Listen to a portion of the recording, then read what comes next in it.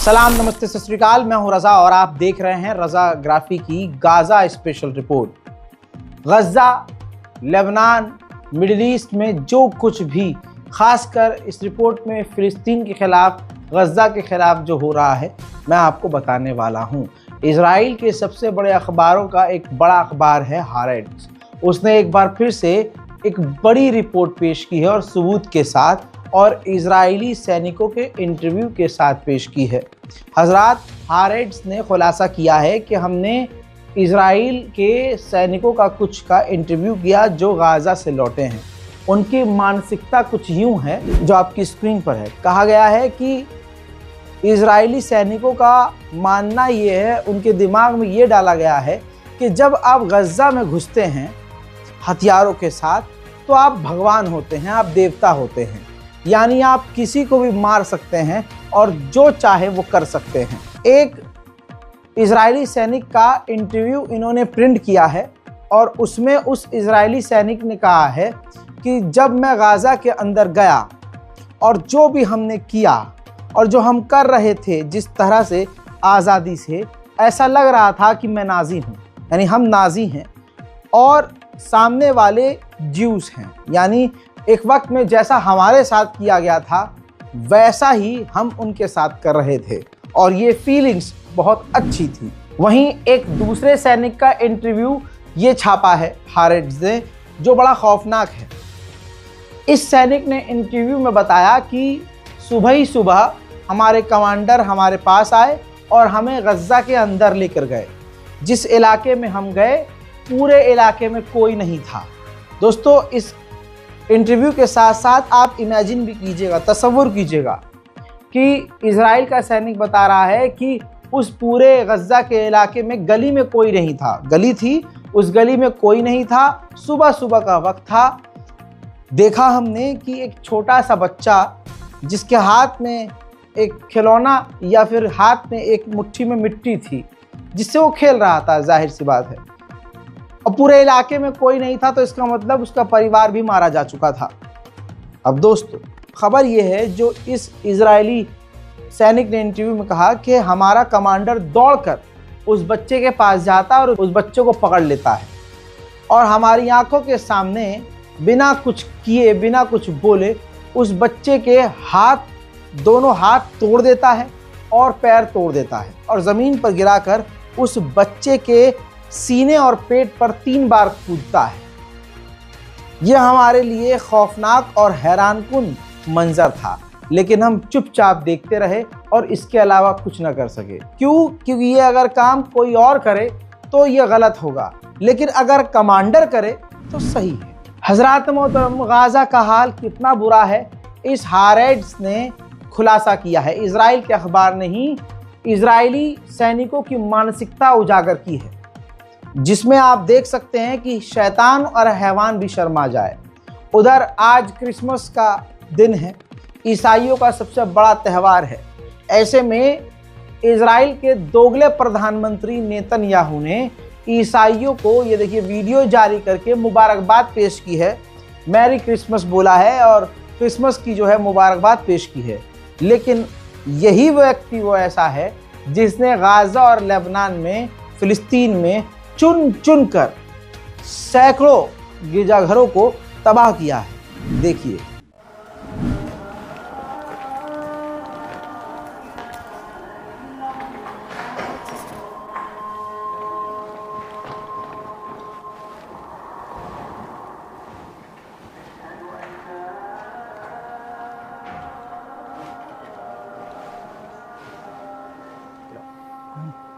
We're here at dusk in this ancient church, which was being used as a headquarters for the local civil defence team. And civil defence isn't a term we use much in English, but all it means here is the local rescue and ambulance service, paramedics. Here उधर Israel के सैनिकों ने गजा के अंदर Indonesian hospital के अंदर red करी और ज़बरदस्ती जो मौत के मुंह में जा चुके थे मरीज फिलिस्तीनी, और जो इलाज करवा रहे थे उन तक को मजबूर किया कि उस अस्पताल को खाली कर दें। उधर गज्जा के अंदर इस तस्वीर को खास करके देख लीजिए, इजराइल के सैनिक अपने यहूदी साइन को इंस्टॉल कर चुके हैं। पीछे जो आपको खंभे जैसा चीज दिख रहा है, ये यहूदियों का साइन है। वहां पर यहूदियों ने, इन सैनिकों ने अपना साइन तैनात कर दिया है और इजरायली धर्म के अनुसार पूजा पाठ कर रहे हैं। उधर आधिकारिक आंकड़ों के मुताबिक 45,338 फिलिस्तीनियों की इजरायली नरसंहार में शहादत हो चुकी है और ये आंकड़े बढ़ते ही जा रहे हैं। उधर UNRWA ने कहा है कि हर 1 घंटे में एक बच्चा गाजा के अंदर इजराइल के द्वारा कत्ल किया जा रहा है। वहीं अमेरिकी संस्था ने जो खुलासा और दावा किया था कि पिछले कई महीनों में सिर्फ कुछ ही ट्रक गाजा के अंदर मदद के लिए गए हैं, जिसकी वजह से गाजा के अंदर मौत की संख्या बढ़ती जा रही है और लोग भूख से मर रहे हैं।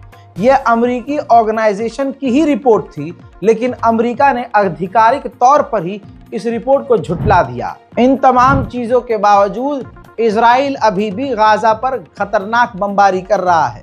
हम सुनते सुनते और देखते देखते थक चुके, इजराइल नहीं थका है दोस्तों। इजराइल ने फिर से जो गाजा पर बड़े हमले किए हैं उसके मंजर मैं आपको दिखा देता हूँ।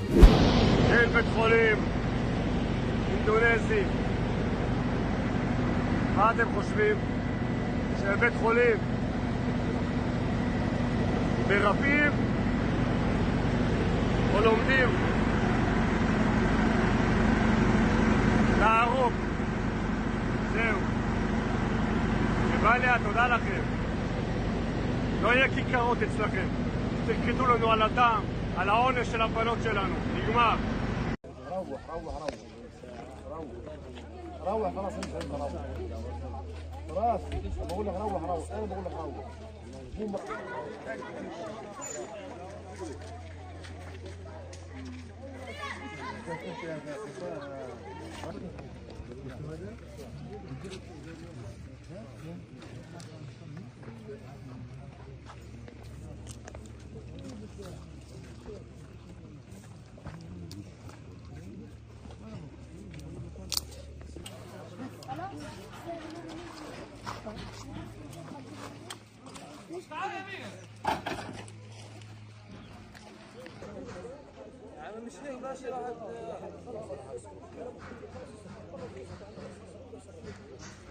هيك جاي في الخبز على هيك جاي ولا هاب جامع جاي حرام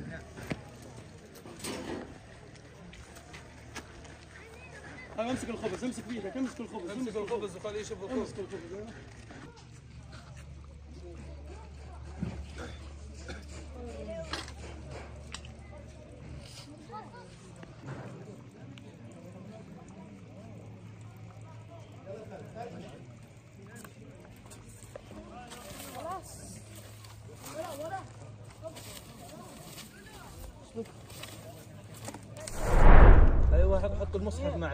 वहीं मेरे दोस्तों, जो गाजा के अंदर चाहे डॉक्टर हो, इंजीनियर हो, यहाँ तक कि सिविल डिफेंस में काम करने वाला कोई इंसान हो, वो भी बख्शा नहीं गया है।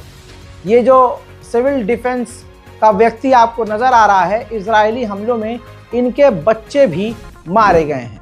आज ईसाइयों का सबसे बड़ा त्यौहार है।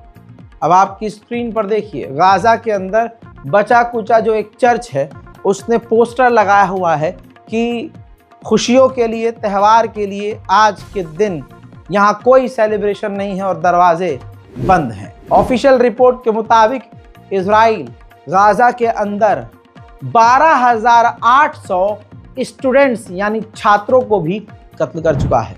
वहीं इस आप इमेज को देखिए, ड्रोन फुटेज को देखिए, जबलिया ये इलाका है।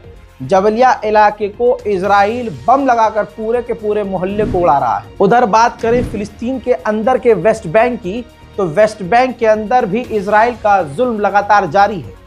रेड के दौरान कई फिलिस्तीनियों को गिरफ्तार किया, कईयों को मारा, और जहां इजराइल के सैनिक घुसते हैं, सड़कों, दीवारों और मकानों को तबाह कर देते हैं। देखिए,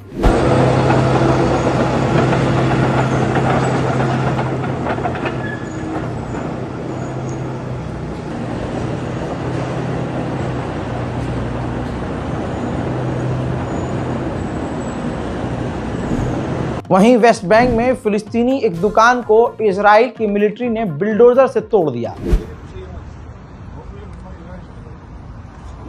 वहीं फिलिस्तीनियों के इलाकों में इजराइल के सेटलर्स लगातार आग लगा रहे हैं, डरा रहे हैं, धमका रहे हैं, उनके सामान को चुरा रहे हैं, उनके घरों में आग लगाकर भाग रहे हैं।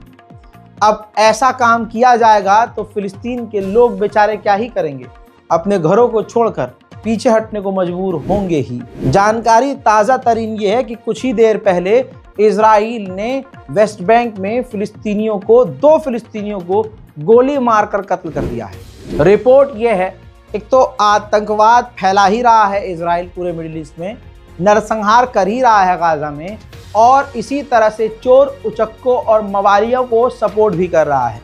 रिपोर्ट यह है कि गाजा के अंदर जो गुंडों का संगठन है, मवालियों का, चोरों का संगठन है, जो गाजा में आने वाले ट्रकों को लूट ले रहे हैं पहले से ही, ऐसे संगठन, चोरों के ग्रुप को इजराइल सपोर्ट कर रहा है ताकि ये मदद आम लोगों तक न पहुंचे और चोर उचक्के इसे लूट लें। हजरात मोहतरम, सोशल मीडिया किस तरह से साथ इजराइल का दे रहा है, अब ये किसी से छुपा नहीं है। लेकिन ये रिपोर्ट देख लीजिए, फेसबुक इसमें सबसे आगे है। जी हाँ, अगर आप ये वीडियो फेसबुक पर देख रहे हैं तो आपको मालूम है और होना चाहिए कि इजराइल को किस तरह से फेसबुक सपोर्ट कर रहा है। अब इस ऐड को देखिए दोस्तों, जिसमें कहा और खुलासा ये किया गया है कि इजराइल के सैनिकों के लिए इस फेसबुक ने इजरायली सैनिकों के लिए कैंपेन रन किया और इजरायली सैनिकों के लिए चंदा इकट्ठा किया। फेसबुक अपने लेवल पर यह काम इजराइल के सैनिकों के लिए कर रहा है।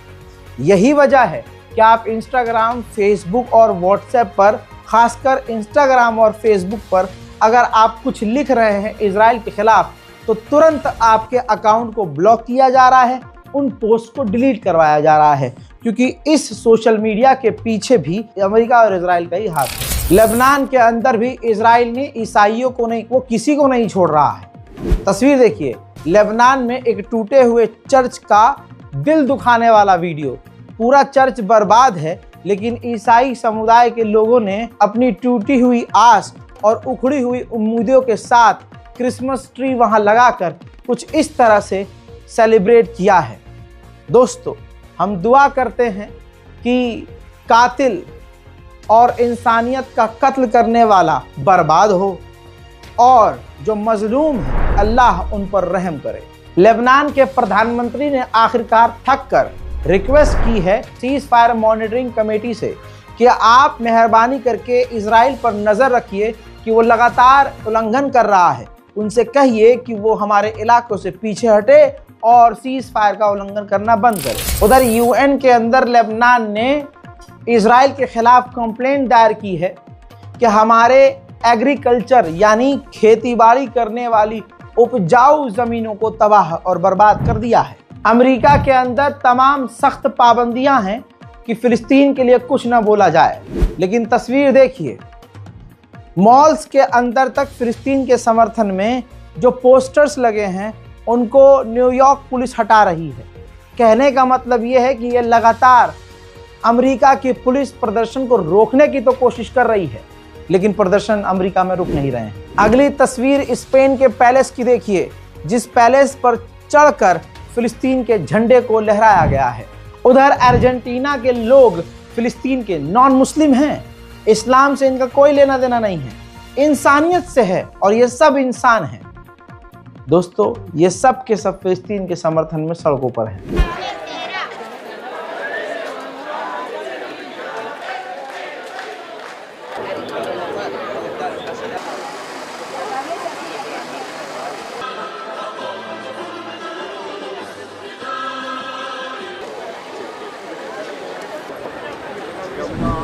ठीक इसी तरह से फिनलैंड में भी इजराइल के खिलाफ फिलिस्तीन गजा के समर्थन में प्रदर्शन तेज है।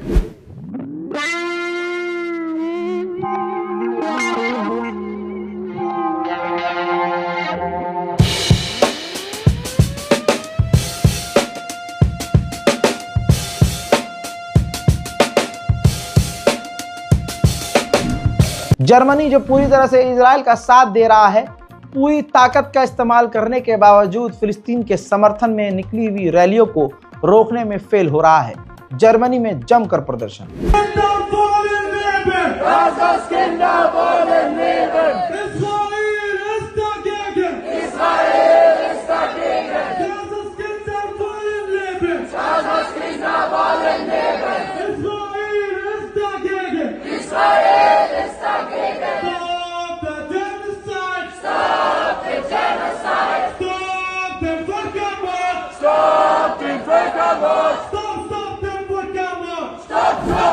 2024 के अंदर ही अंदर जर्मनी इजराइल को 166 मिलियन डॉलर के हथियार दे चुका है। यानी भारी मात्रा में यही जर्मनी इजराइल को दबादब हथियार दे रहा है। वहीं इजराइल के ऑफिशियल्स ने इजिप्ट के ऊपर भी आंखें टेढ़ी कर दी हैं और मैंने पहले ही कहा है कि ये इजिप्ट को भी नहीं बख्शेंगे।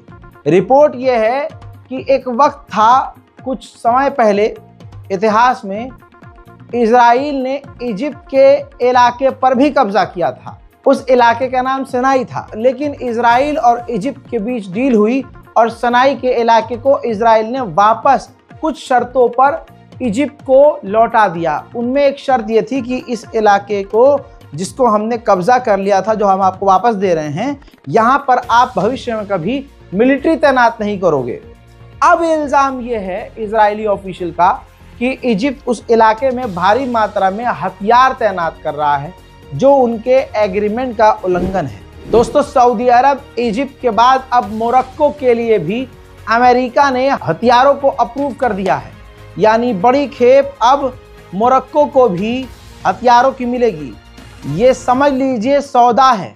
ये तमाम अरब देश फिलिस्तीन का, गाजा का सौदा कर रहे हैं, सीरिया का सौदा कर रहे हैं। जैसे इसी तरह से हथियारों की खेप सऊदी अरब को जब मिल रही थी तो पिछले 1.5-2 महीने से मेरा भी दिमाग घूम रहा था कि ऐसा क्या हो रहा है। लेकिन मैंने आज ही रिपोर्ट में सुबह आपको बताया कि सऊदी अरब को मोटा हथियार अमेरिका ने जब दिया तो आज उसका बदला कुछ इस तरह से सऊदी अरब चुका रहा है कि अमेरिका के इशारे पर यमन के हुतीस पर सीधा बमबारी करना शुरू कर चुका है। उधर ईरान ने यूएन को चिट्ठी लिखी है और कहा कि आधिकारिक तौर पर इजराइल ने माना है कि उसने इस्माइल हानिया का हमारे मुल्क में कत्ल किया है, जो ये इंटरनेशनल लॉ का उल्लंघन है, ये क्राइम है। इस पर हम आपसे जवाब चाहते हैं और इजराइल पर एक्शन। उधर सीरिया की नई सरकार ने 15 अस्पतालों के नाम बदल दिए हैं, जिन अस्पतालों के नाम बशर अल असद के परिवारजनों के ऊपर थे। उधर जॉर्डन के किंग ने अमेरिका से हथियार पाते ही ऐलान कर दिया है कि सीरिया की इस नई सरकार को हम सपोर्ट करेंगे। मेरे दोस्तों, मिडिल ईस्ट से तमाम बड़ी जानकारियों के साथ ये खास वीडियो आपके लिए था।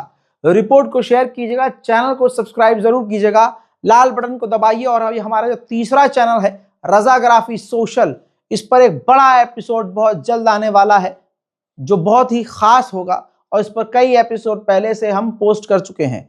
जाइए, देखिए, शेयर कीजिए और अपनी राय कमेंट में जरूर लिखिए। जय हिंद।